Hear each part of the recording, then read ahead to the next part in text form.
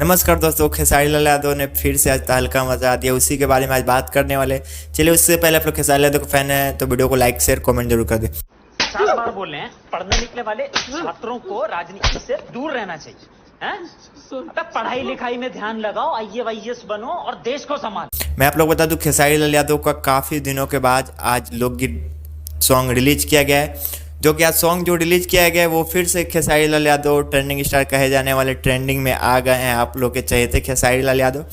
तो खेसारी लाल यादव का जो सॉन्ग है सजनवा, जो कि ये सॉन्ग के सिंगर थे खेसारी लाल यादव के साथ निभाई थी रानी एक्टर्स, जो कि आज ही सुबह में Khesari music world YouTube channel पर रिलीज किया गया है। और साथ में बड़ी बात यह है कि खेसारी लाल यादव का गाना रिलीज करते करते ट्रेंडिंग में आ गया है। काफ़ी लोग ट्रेंडिंग से दूर रहते हैं। खेसारी लाल यादव ट्रेंडिंग कोई भी गाना आता है, खेसारी लाल यादव को इतना ना प्यार करने वाले फ़ैन है कि खेसारी लाल यादव का गाना ट्रेंडिंग में जाता ही जाता है। फिर से खेसारी लाल यादव का सजनवा गाना ट्रेंडिंग में आ गया है, जो कि जब मैं अभी वीडियो बना रहा हूँ तो गाना 10 नंबर पर ट्रेंड कर रहा है।